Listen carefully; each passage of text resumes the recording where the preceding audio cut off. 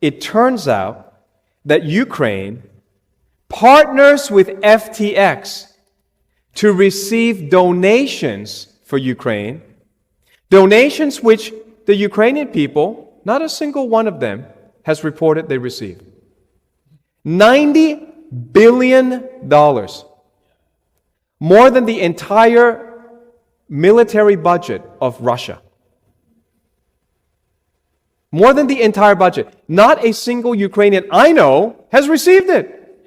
This now is being called the biggest financial fraud case in U.S. history. It is certainly the biggest single one-day loss. His wealth went from $22 billion personal wealth, to zero.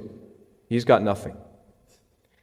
But this affected a lot of people. How many users were on FTX? 1 million users. Cannot exit, cannot cash out. Their accounts are frozen. The investors had put in around $1.8 billion in the past 3 years.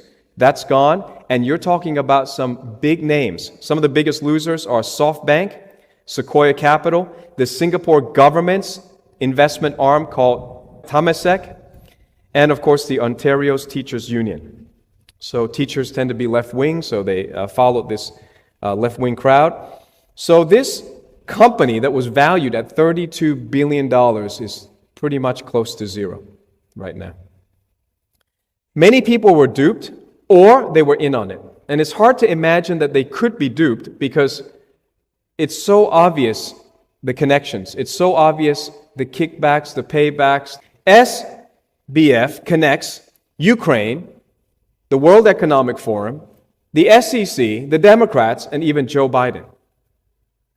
So we're going to have to go back a few months and go back to a picture that was remarkable to me. We were told one day in May 2022 that Nancy Pelosi would take 6 Democrats from Congress and go visit Ukraine. Now, when this happened, my spirit perked up.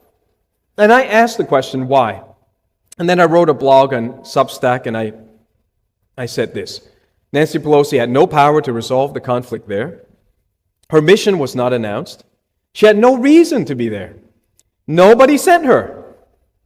Why was the highest-ranking member of the U.S. House of Representatives meeting with the Ukrainian Prime Minister, Volodymyr Zelensky? Why?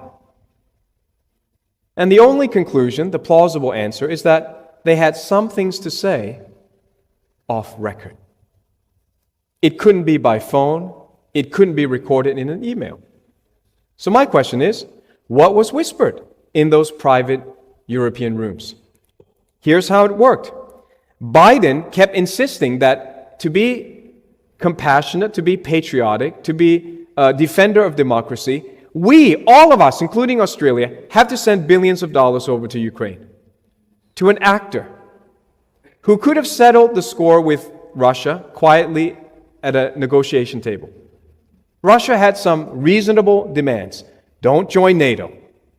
Don't put NATO on our borders. Don't do that. Well, that was something NATO promised. It's not unreasonable for Putin to say, well, keep your promise. And he said, there are Russians that are being killed in the tens of thousands for the past 8 years. We have gone to the European Union, we've gone to NATO, we've asked, stop it. Nobody does it, so we're coming in to protect our ethnic people. They're in the Donbass region. Stop killing Russians. Stop persecuting Russian speakers in Ukraine like they're second-class citizens. Ukrainians know that this happens, and they couldn't get satisfaction talking, so they went to war. What business of ours is that, to send our billions of dollars over to Ukraine? So what happened then is, the money goes to Ukraine, and then Ukraine puts the money in FTX. It's called investment. Now, actually, governments have no business investing. Governments should protect the border, defend us from enemies, and then leave us alone. There's no mandate for governments to invest for us, but they do, because people have become ignorant. We've become dull, mentally dull. They invest in FTX. FTX then, we know for sure, sends the money to the Democratic Party and what's called the super PACs. These guys bundle up money. Instead of taking just one or two donations, they bundle up millions of dollars, hundreds of millions, and they give it to the candidate.